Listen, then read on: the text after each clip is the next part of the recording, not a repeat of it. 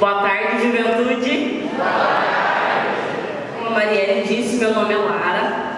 Eu tenho 22 anos. Sou da cidade de São João da Mata, que é mais ou menos um pouquinho menor que a cidadezinha do Joãozinho, da história do Alexandre. A minha comunidade se chama Comunidade dos Corações de Maria e fazem aproximadamente 8 anos que eu participo da comunidade. Eu queria começar dizendo para vocês que eu gostei muito desse teatro. Eu achei esse teatro muito interessante porque ele vem mostrar uma realidade para nós. Ele vem nos mostrar a realidade que o diabo é um grande ator. O diabo, de fato, é um grande ator. A atuação, a capacidade de interpretar um papel e convencer o público daquela realidade é algo admirável. E o diabo executa perfeitamente isso.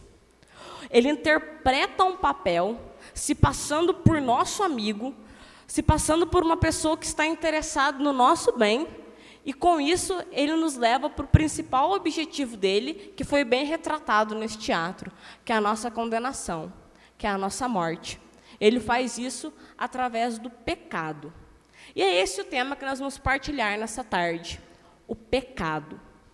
Quando eu preparava essa pregação, quando eu refletia sobre o pecado, eu ficava me recordando de filmes sobre catástrofes naturais. E de forma específica, um filme chamado O Impossível.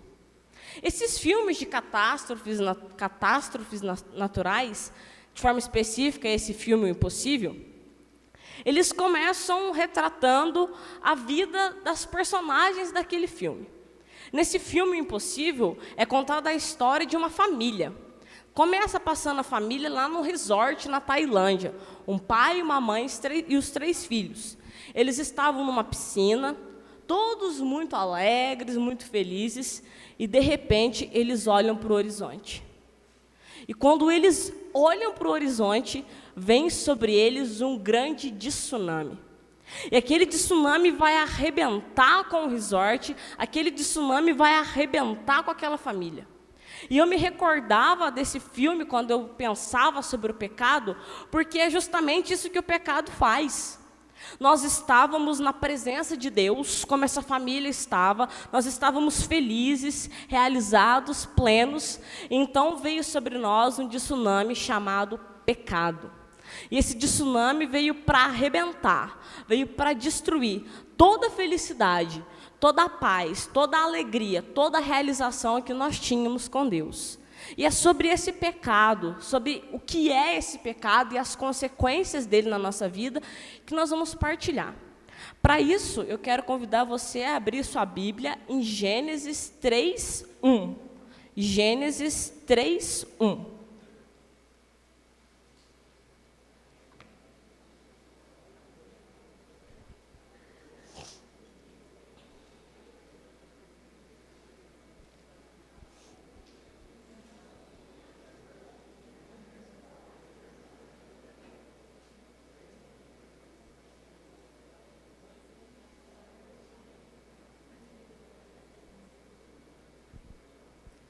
O texto vai dizer o seguinte: a serpente era o mais astuto de todos os animais do campo que Yahvé Deus tinha feito. Ela disse à mulher: então Deus disse, vós não podeis comer de todas as árvores do jardim? A mulher respondeu à serpente: nós podemos comer do fruto das árvores do jardim, mas do fruto da árvore que está no meio do jardim, Deus disse, dele não comereis, nele não tocareis, sob pena de morte. A serpente disse então à mulher, não morrereis. Mas Deus sabe que no dia em que dele comerdes, vossos olhos se abrirão, e vós sereis como deuses, versados no bem e no mal. A mulher viu que a árvore era boa ao apetite e formosa à vista, e que essa árvore era desejável para adquirir discernimento. Tomou-lhe do fruto e comeu. Deu também a seu marido, que com ela estava, e ele comeu. Então abriram-se os olhos dos dois, e perceberam que estavam nus. Entrelaçaram folhas de figueira e se cingiram. Até aí tá bom. Isso aqui que nós acabamos de ler é o relato do primeiro pecado. É o relato do pecado original. E nesse texto nós conseguimos ver de forma clara a capacidade de enganação, a capacidade de interpretação que o diabo tem. Ele vem com uma conversa rasteira, mostrando, tentando fazer com que Eva acreditasse que ele queria o bem dela. Sendo que no final, com essa sedução, com essa conversa rasteira, ele vai conduzir Adão e Eva ao primeiro pecado, ao pecado original. E o que é esse pecado original? O que foi esse primeiro pecado? O Catecismo da Igreja Católica vai definir o pecado original como o seguinte: o homem, tentado pelo diabo, deixou morrer em seu coração a confiança em seu Criador e, abusando de sua liberdade, desobedeceu ao mandamento de Deus. Foi nisso que consistiu o primeiro pecado. Isso é o pecado original. Adão e Eva vão duvidar, vão desconfiar do projeto de felicidade que Deus tinha para eles.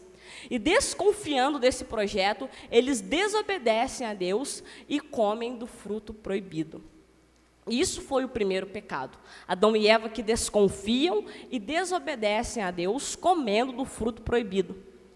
Sobre esse fruto proibido, um teólogo moderno chamado Diego Honorato trouxe para nós um novo entendimento. Por quê? Quando nós falamos do fruto proibido, quando nós queremos representar esse fruto proibido, normalmente nós usamos a figura da maçã. Mas esse teólogo moderno, inclusive ele está no meio de nós, fica de pé aí, Diego, o pessoal te vê? Ali, ó. Quem quiser depois esclarecer melhor essa teoria, consulta ele nos intervalos. Mas esse teólogo moderno vai dizer para nós que o fruto proibido não é a maçã, mas é o coco. Porque Adão e Eva comeram e tomaram desse fruto proibido. Por isso ele vai dizer para nós que o fruto proibido não é a maçã, mas é o coco. E aí vocês podem pensar aí: ô Lara, beleza, né? Você explicou para a gente o que foi o pecado original, beleza. Mas o que é pecado? O que é o pecado? O que é pecar? Quando alguém te pergunta, o que é pecado? Qual que é a primeira resposta que vem na sua cabeça? O que é pecado? Eu vou perguntar e você pensa aí, o que é pecado? Qual que é a primeira coisa que vem na sua cabeça? Não fala. Quero chamar a atenção de vocês, antes de definir o que é pecado, para um costume que nós temos. Nós temos o costume de confundir espécies de alguma coisa com o seu real significado. Nós pegamos exemplos de alguma coisa e falamos que isso é o significado de alguma coisa, mas esse não é o significado. Um exemplo para ficar mais claro. Imaginemos que o Joãozinho, lá da história do Xande, antes dele sair para a viagem, a mãe dele falou para ele que ia fazer um bolo de chocolate com cenoura para ele levar para comer na praia. E aí a mãe do Joãozinho começa a recolher os ingredientes. Ela pega ovo, cenoura, ela pega o trigo, e aí ela percebe que está faltando um ingrediente importantíssimo, que é aquele ingrediente que faz o bolo crescer. Qual que é esse ingrediente? O fermento. E aí ela pega e fala para o Joãozinho: Joãozinho, vai lá no mercado e compra para mim. Aí eu quero que você pense, o que a sua mãe pede para você comprar? Fermento ou pó royal? A minha mãe pede para comprar pó royal. Pó royal é uma espécie de fermento, é um exemplo de fermento. Existe o fermento Dona Benta, o fermento Fleischmann. Pó royal é uma espécie, é um exemplo de fermento. Não é o fermento em si, não é a definição de fermento. Mais um exemplo: o pai do Joãozinho, que também ia na viagem, percebeu que estava na hora de fazer a barba. Daí ele foi lá no armário e percebeu que estava faltando um instrumento necessário para fazer a barba, que é o gilete. Mas gilete não era o que o pai do Joãozinho precisava, ele precisava de uma lâmina de barbear. Mas o que ele fala para o Joãozinho? Joãozinho, compra para mim também um gilete. Reparem bem, Gillette é uma espécie, uma marca de lâmina de barbear. Joãozinho tinha um irmão, o Zezinho. Zezinho aprendeu na escola que lactobacilos vivos são ótimos para a flora intestinal. E aí ele fala para o irmão dele: ô meu irmão, ô Joãozinho, traz para mim também um Yakult. O que o Zezinho queria era um leite fermentado. Yakult é uma espécie de leite fermentado. Até então, que se o Joãozinho trouxesse um leite fermentado do Gênio, o irmão dele ia ficar satisfeito, porque ele não queria Yakult, ele queria leite fermentado. Só que ele se refere ao leite fermentado como Yakult. Para terminar, a mãe do Joãozinho percebeu que não tinha uma coisinha importante para lavar a forma do bolo depois de assado. E aí ela fala para o Joãozinho: ô Joãozinho, traz para mim palha de aço ou bombril? Bombril. Vocês separaram como que a gente tem a mania de atribuir o significado de alguma coisa às suas espécies? E com o pecado nós fazemos a mesma coisa. Eu tenho certeza que a hora que eu perguntei para você o que é pecado, veio na sua cabeça: mentira. Pecado é roubar. Pecado é matar. Pecado é trair. Pecado é falar mal de alguém. Mas o mentir, o matar, o roubar, isso são espécies de pecado, são exemplos de pecado. Quando nós atribuímos o pecado, quando nós falamos que essas espécies são a definição de pecado, isso é algo perigoso. É muito perigoso fazer isso, porque nós reduzimos a potencialidade negativa do significado de pecado. Quando nós falamos que pecado é simplesmente matar ou mentir, nós estamos dizendo que pecado é desobedecer regras. E pecado é sim desobedecer regras, mas ele vai além disso. O significado de pecado ultrapassa o simplesmente desobedecer regras. O Catecismo da Igreja Católica vai definir pecado como o seguinte: parágrafo 398. O pecado é uma preferência a si mesmo em detrimento a Deus, e com isso o menosprezo de Deus. No parágrafo 1850, vai dizer ainda, citando Santo Agostinho: o pecado é um amor a si mesmo até o desprezo de Deus. Para ilustrar ainda mais o que é o verdadeiro significado de pecado, eu quero que você abra sua Bíblia em Oséias, no capítulo 11, versículo 1. Oséias 11, 1.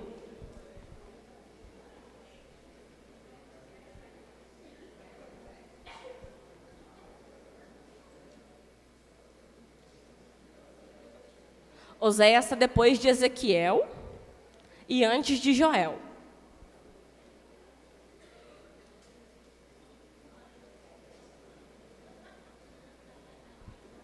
Oséias 11, 1.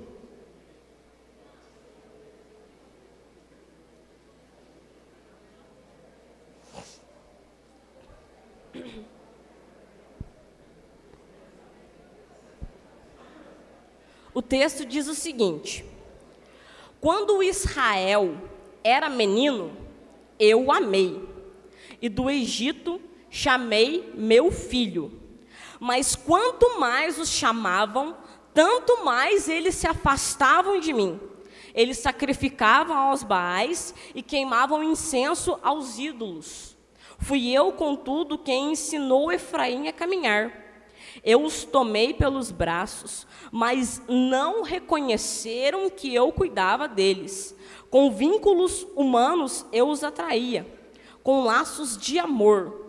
Eu era para eles como os que levantam uma criancinha contra o seu rosto. Eu me inclinava para ele e o alimentava.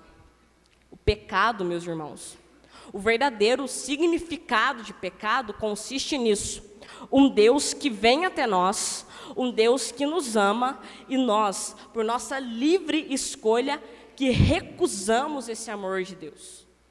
Foi isso que Adão e Eva fizeram.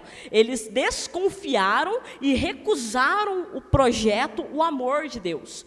Pecar é isso.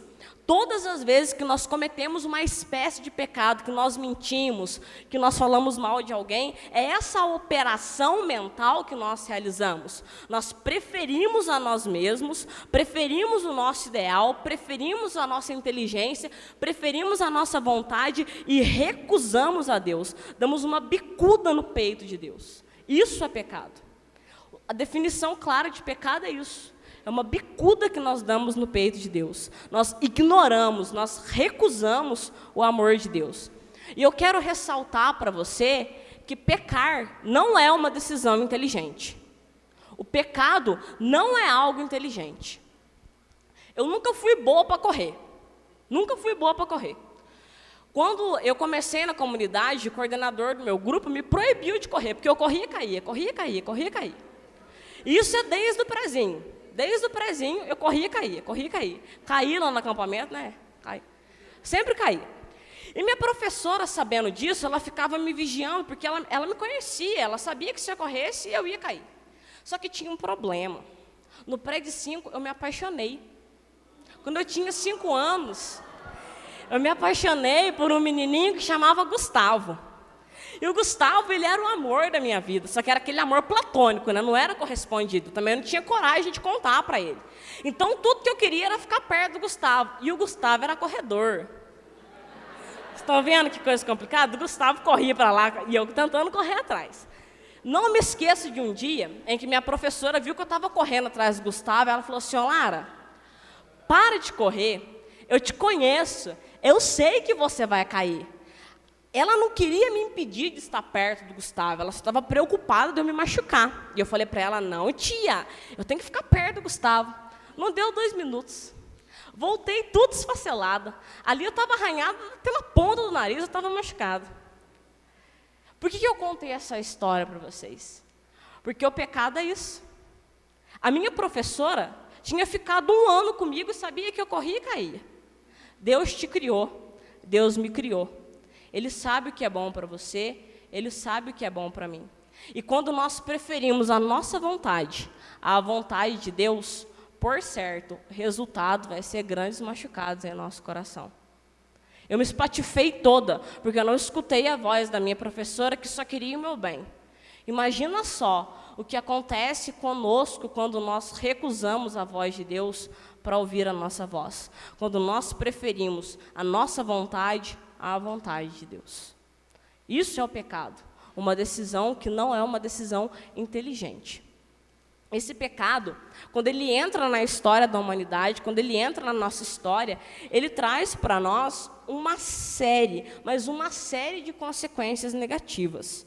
Um monte de coisas ruins que esse pecado vem resultar para a nossa vida. E aí você pode pensar o seguinte: Lara, mas quem comeu a manga com leite foi Adão e Eva. Por que sou eu que tenho que suportar a dor de barriga? Quem pecou foi Adão e Eva. Por que sou eu que tenho que sofrer as consequências? Por que sou eu que tenho que aguentar os resultados e as dores desse pecado? E aí eu quero que você faça o seguinte raciocínio comigo. Um certo homem se casou com uma certa mulher. E dali um pouco de tempo do casamento, ele resolveu a ter aventuras noturnas. O que é isso? Você começou a pular cerca, gente. Começou a pular cerca. Mentiu para a mulher dele que ia fazer um bico de segurança, mas toda noite ele estava saindo e pulando cerca. Até que um dia, numa dessas aventuras noturnas, ele fica infectado com o vírus da AIDS. Depois de um tempo, ele e sua esposa decidem ter um filho.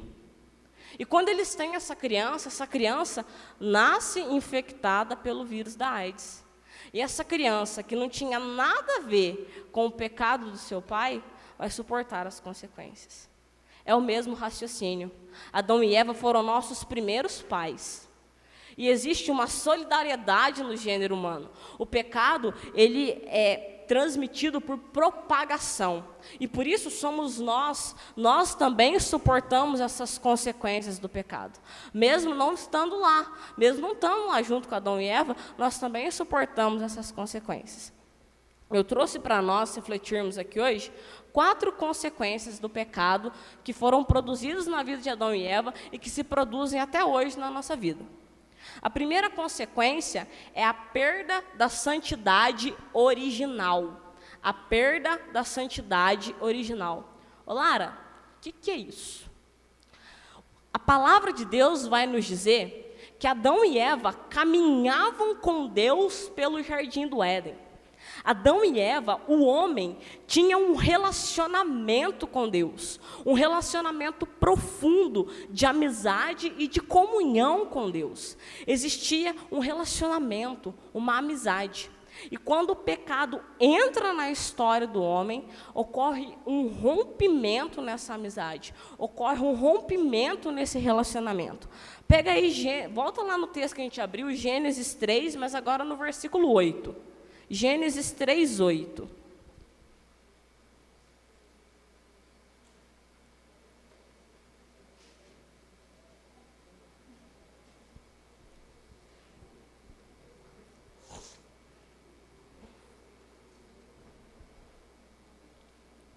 Eles ouviram o passo de Yahvé Deus, que passeava no jardim à brisa do dia. E o homem e sua mulher se esconderam da presença de Yahvé Deus entre as árvores do jardim. E Yahvé Deus chamou o homem. Onde estás? Disse ele. Ouvi teu passo no jardim, respondeu o homem. Tive medo, porque estou nu e me escondi. Quando a gente escuta falar que ocorreu um rompimento nessa amizade entre Deus e o homem por causa do pecado, nós temos a tentação de imaginar o seguinte: então quer dizer que Deus é um birrento?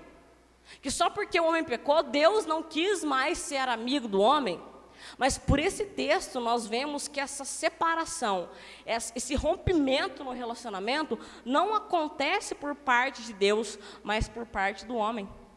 Porque o pecado, quando ele entra no nosso coração, quando ele entra no seu coração, ele gera em nós uma falsa imagem de Deus. O pecado nos leva a acreditar que Deus é um Deus castigador, que Deus é um Deus enciumado, que Deus quer nos escravizar, como foi falado no teatro, que Deus quer nos escravizar, que Deus quer tirar a nossa juventude, que Deus quer tirar a nossa felicidade. O pecado, ele projeta essa falsa ideia de Deus na nossa cabeça.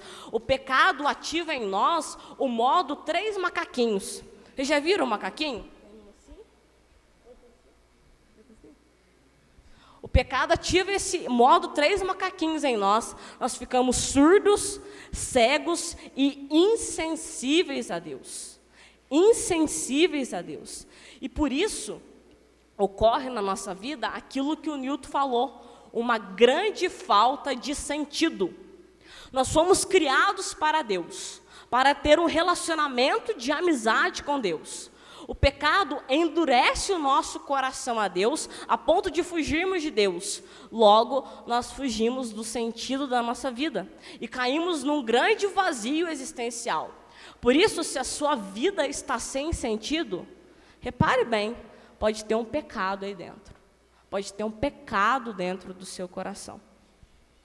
E aí você pode falar o seguinte para mim: ô Lara, você está querendo dizer que a mentirinha que eu contei, aquele videozinho pornô que eu vi ontem, você está querendo dizer que ele tenha o poder de romper o meu relacionamento com Deus?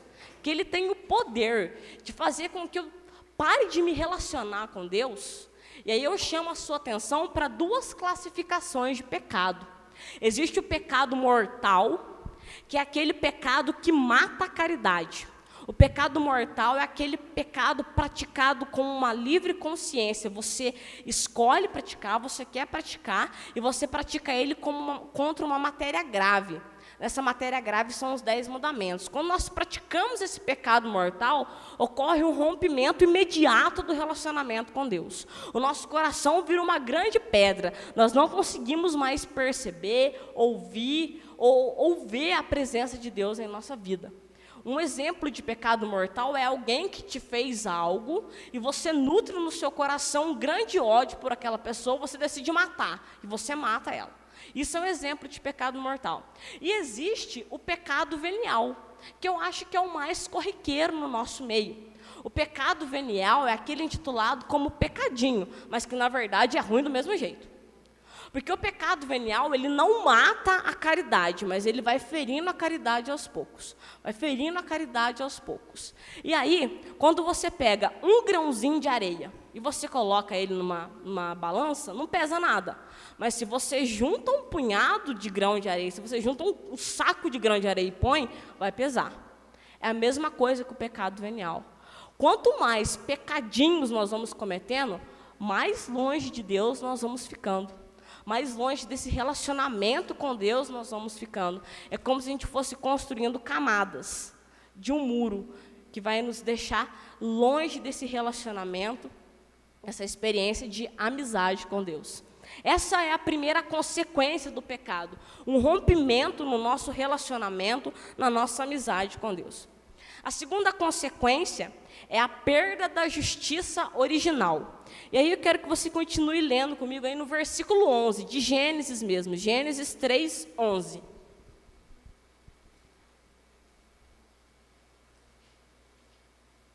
Diz assim: ele retomou: e quem te fez saber que estavas nu? Comeste então da árvore que te proibi de comer? O homem respondeu: a mulher que puseste junto de mim me deu da árvore e eu comi. E Yahvé Deus disse à mulher: que fizeste? E a mulher respondeu: a serpente me seduziu e eu comi. A perda da justiça original consiste na perda da harmonia que existia.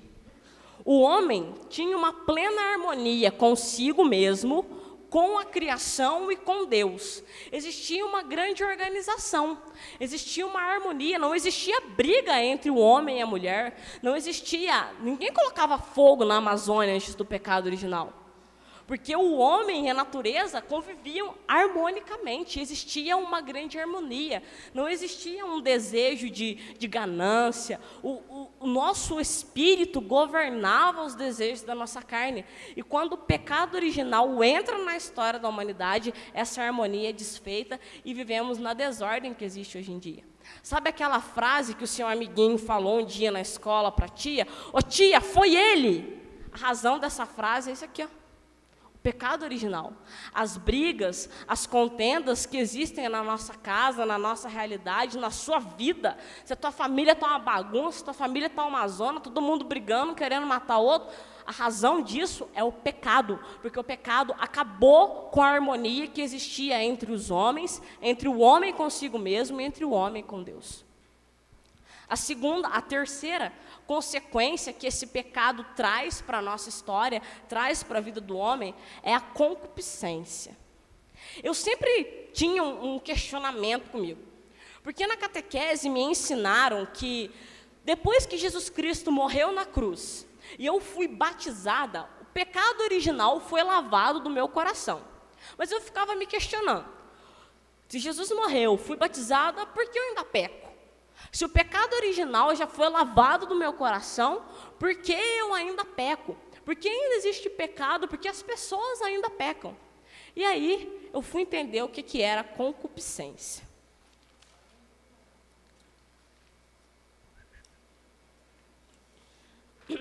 Nós éramos como essa folha, antes do pecado original. Você e eu. Éramos como essa folha antes do pecado original. Com o pecado original, nós ficamos assim.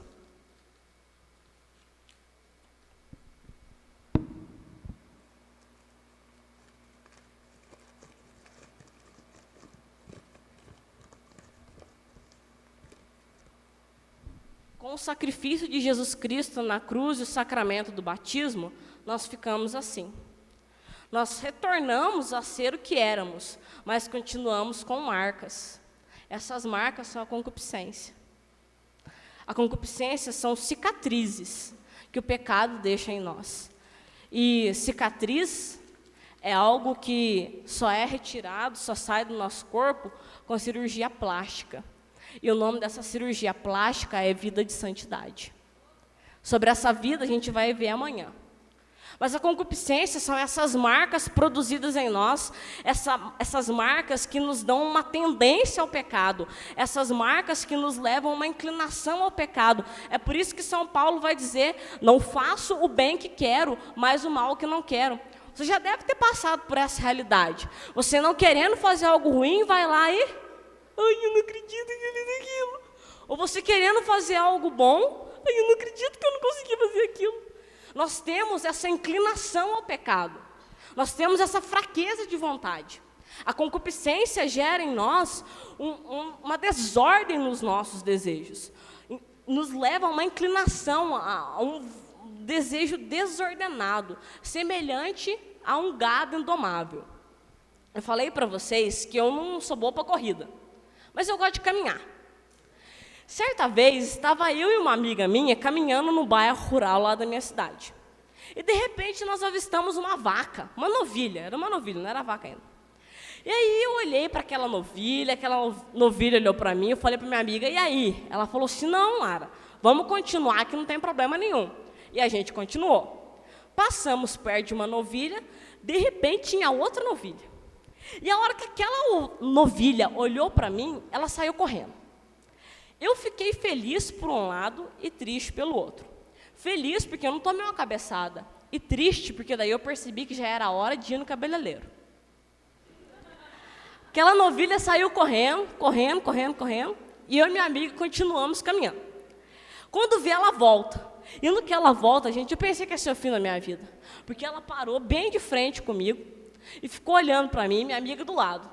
Quando vi, eu só escutei o fungado da novilha, uma galopeada que ela deu para frente, mas graças a Deus ela voltou de ré, foi embora, eu também toquei meu caminho.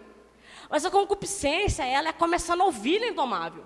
Ela é como essa novilha indomável que não tem que controlar. A concupiscência nos leva a esse desejo pelo pecado. E esse desejo desordenado nos leva aos vícios. Os vícios consistem em uma reiteração do cometimento do mesmo pecado. Nós vamos praticando o mesmo pecado até que se torne um vício. E aquele vício passa a ser uma caracterização da nossa pessoa. Uma pessoa que é viciada no pecado da mentira, dali a pouco as pessoas não vão falar assim: ó, aquele lá não mente, não, vai falar que ela é um mentiroso. Uma pessoa que fica viciada na preguiça, daqui a pouco ela vai ser definida como um preguiçoso. E é por isso que nós falamos, e é por isso que é falado que o pecado nos leva a uma escravidão. Porque depois que nós ficamos viciados em o pecado, nós nos tornamos escravos dele. Você tem sido escravo de algum pecado? Você tem cometido algum pecado de forma reiterada, que isso já se tornou um vício e uma forma de te caracterizar? A quarta e última consequência que o pecado trouxe para nós é a morte. A morte física e a morte eterna. O parágrafo 1008 do Catecismo da Igreja Católica vai dizer que Deus havia nos destinado à imortalidade. Nós temos uma condição de ser mortal, mas Deus havia nos destinado a não morrer. A morte física, a morte do nosso corpo, vai entrar na história do homem por causa do pecado. Se não fosse o pecado, não existiria morte, não existiria dor, não existiria sofrimento. Mas pior que a morte física é a morte da nossa alma, que é o inferno.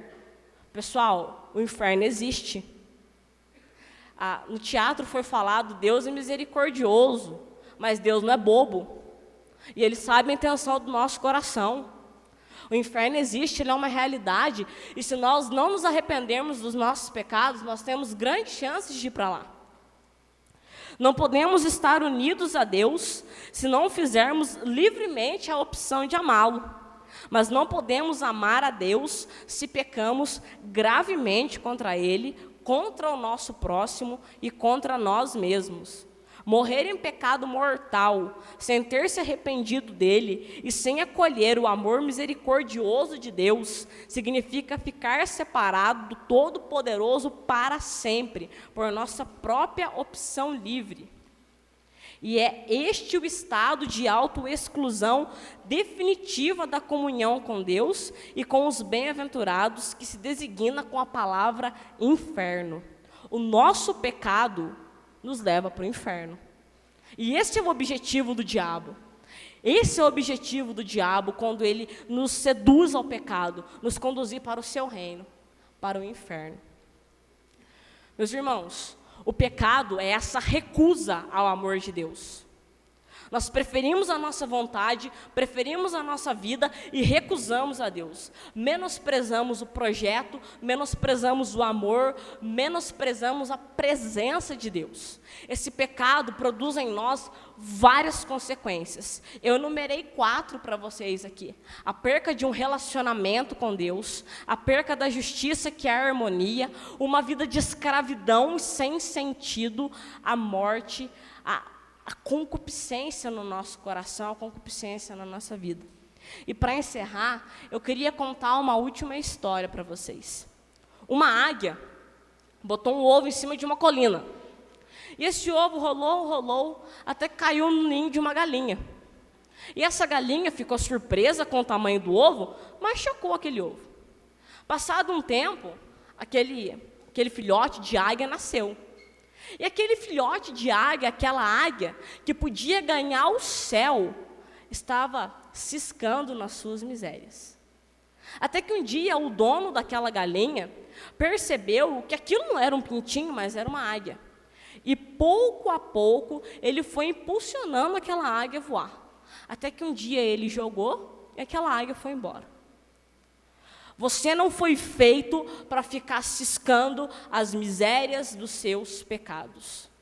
Deus não nos quer ciscando as misérias dos nossos pecados. O desejo de Deus é que nós sejamos lançados no céu da eternidade. E é isso o que Jesus Cristo quer fazer com você nessa tarde.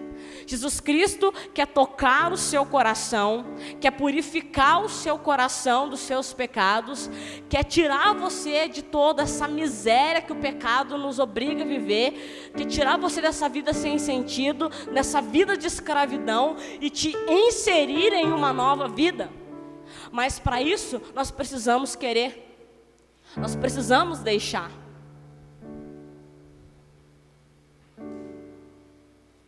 Em 1 João vai dizer o seguinte: se confessarmos nossos pecados, Ele, que é fiel e justo, perdoará os nossos pecados e nos purificará de toda injustiça. Nessa tarde, Jesus Cristo quer fazer isso com você, meu irmão. Ele quer encher o seu coração de misericórdia. Ele quer purificar o seu coração. Mas é necessário que você deixe. Para que nós deixemos Jesus fazer isso, bastam 2 coisas: que nós nos arrependemos e que nós clamemos a sua misericórdia. Por isso eu quero convidar você a fazer um exame na sua consciência nesse momento. Eu quero convidar você a ir refletindo e a ir pensando todas as vezes em que você deu uma bicuda no peito de Deus. Todas as vezes que você preferiu a sua vontade, que você preferiu o seu desejo a Deus. Todas as vezes que você menosprezou o amor de Deus. Vai fazendo uma reflexão dos seus pecados. Vai fazendo uma reflexão de todas as vezes que você escolheu você ao invés de escolher o projeto de Deus. E se seu coração começar a doer, fique tranquilo, você não está infartando. Isso se chama arrependimento. E quando você começar a se arrepender dos seus pecados, quando você começar a desejar a viver uma vida livre dessa escravidão e desse vazio, comece a clamar a misericórdia de Deus sobre a sua vida. Vai pensando nisso. Todas as vezes em que você preferiu você mesmo, que você recusou a voz de Deus, o projeto de Deus, e comece a clamar essa misericórdia. E comece a pedir que Jesus Cristo te perdoe, purifique seu coração. Jesus, vem sobre nós.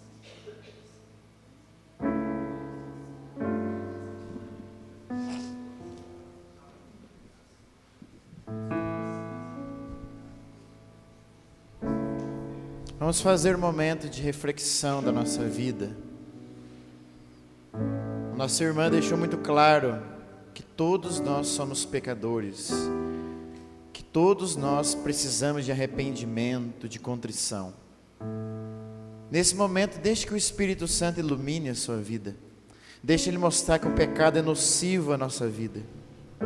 Você pode ir fazendo esse momento de contrição, de arrependimento. Não precisa ser um momento barulhento, pode ser um momento silencioso, se for o caso. Mas que você reflita seriamente de que o pecado pode nos levar para o inferno e para longe do Senhor. E nós precisamos arrepender.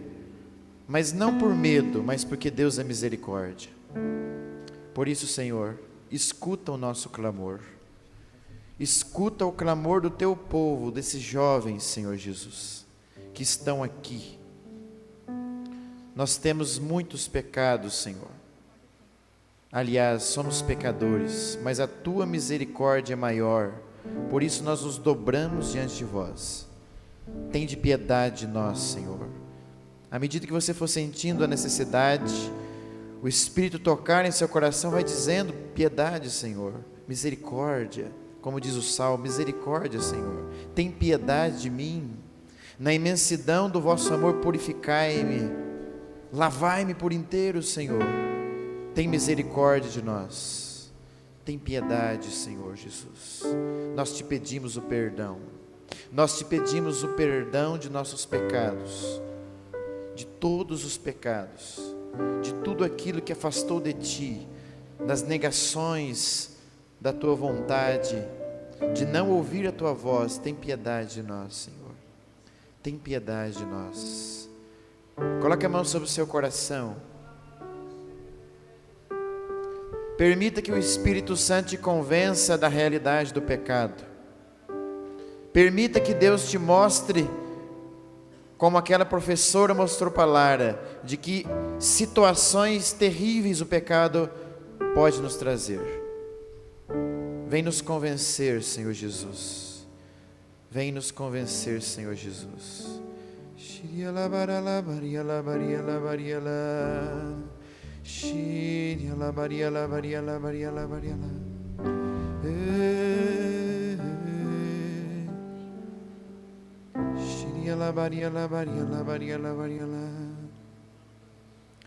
Tem piedade, Senhor. Tem piedade do teu povo, Senhor Jesus. Tem piedade do teu povo. E Deus está passando no nosso meio, como um pastor que vai atrás da ovelha perdida, como um pastor que vai com o cajado e busca a ovelha no precipício. O Senhor está buscando cada um de nós. Ele está passando nessa sala, nessa tarde, para tirar aqueles que estão perdidos, nas sombras, nas trevas. Mas você precisa fazer a sua parte. Peça perdão para o Senhor. Não apenas um sentimento, mas um propósito de não pecar mais. Um propósito de aceitar a ajuda do Senhor. Passa aqui nessa tarde, Senhor. Vai rezando nesse sentido. Fala para o Senhor: passa aqui no meu coração, Senhor. Passa na minha vida. Passa na minha vida, Senhor, e tira-me das sombras da morte. Tira-me das situações de pecado, Senhor. Passa na minha vida. Passa na vida dos meus irmãos, Senhor. Vem, Senhor, nos convencendo. Tantas seduções que nos tiram do teu amor. Passa na nossa vida, Senhor. Vem, Senhor Jesus. Nós nos arrependemos e buscamos a tua face. Nós clamamos, o Senhor nos ouve, o Senhor não nos nega. Passa aqui nessa sala hoje. Passa na nossa vida, Senhor Jesus. Nós te imploramos, Senhor.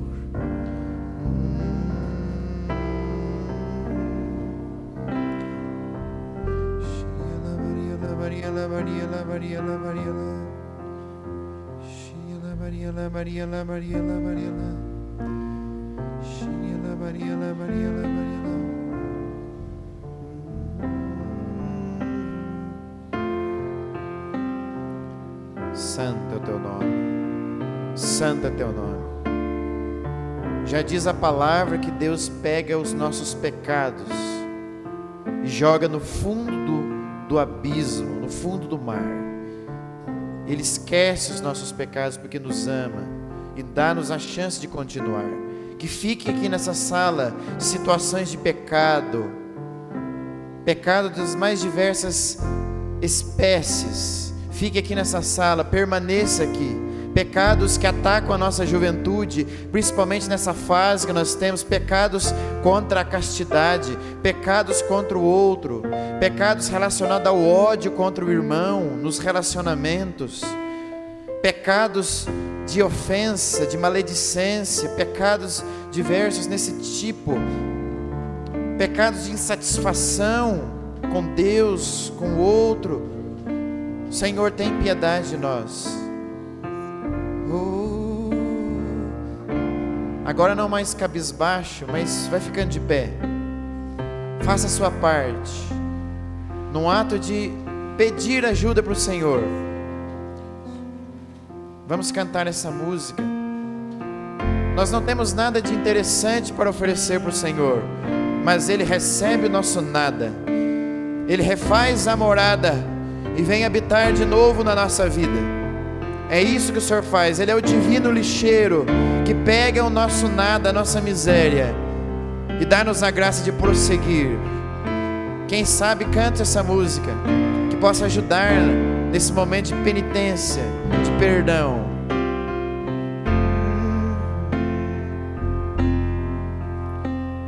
Vim até aqui derramar o meu passado em ti. Vim banhar os pés que andaram por aí, sem carinho receber. Hoje estou aqui, não porque eu mereço, eu sei, pois tu sabes por onde eu andei.